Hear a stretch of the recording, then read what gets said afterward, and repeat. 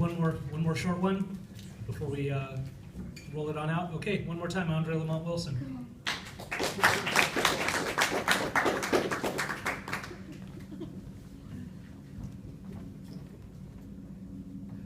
Yes, I'd like to thank our host here, Paul, and the Malonga Center for the use of the space, and thank you all for coming out here tonight. First, I'm going to do a short poem that contrasts Colleen's poem, Clothing. Willy Dare. Standing before his closet bare, Willy Dare wondered what to wear. His clothes unlaundered in despair. Isn't that extraordinary? Ran Willy Dare to day school bare. As all the children laughed and stared, he was sent home by Mrs. Zaire and a cardboard box 3 feet square. And Willy Dare would never wear another pair of underwear, spilled juice on suits of camel's hair, nor static clean, loose strings that snare. Can Willy Dare wait for nightmare? Alas, he's saved by mother's hair, of hands that dress him with due care, with shirts, pants, shoes, and underwear. Thank you.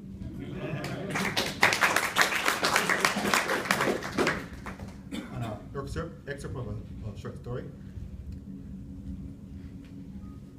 The Psychic. Her name meant heavenly and divine.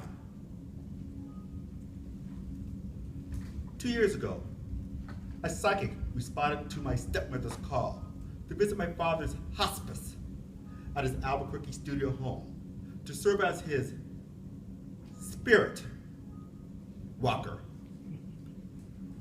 a Native American guide for the souls of those transitioning from this world to the next, and also to serve as a guide for his grieving family through this process of letting him go.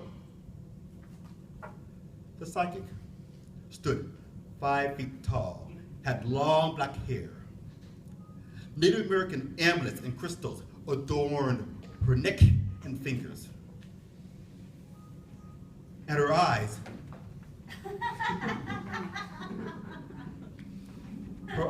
reflected the shell-shocked weariness of a soldier who has seen things no one should see. Before my father's voice faded into a whisper and then silence, my father slurred that he had observed light sparkle at the foot of his hospice bed.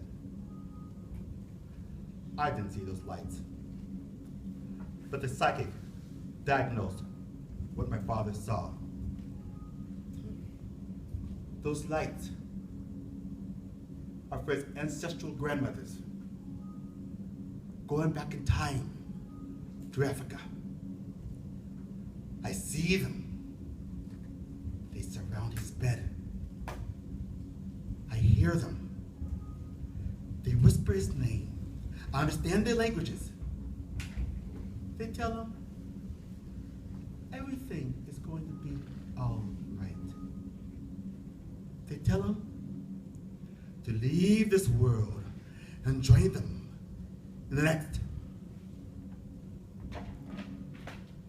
I sheltered in my father's empty bedroom, away from the vigil gathered around his hospice bed in the living room. I searched by my father's papers. I found a poem that he wrote called Flight Across Heaven's Gate, about the flight of the soul after death. The psychic entered the bedroom and said, Andre, your father wants you to spend some time alone with him right now. I thought, what do you know what my father thinks? He can't even stop. But then I looked into the psychic's eyes. And I knew. I followed her. To be continued. I'll perform The Psychic here at the Malonga Center on First Fridays on March the 7th. Thank you all very much.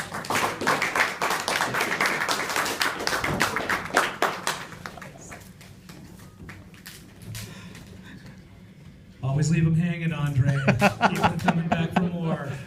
That's right.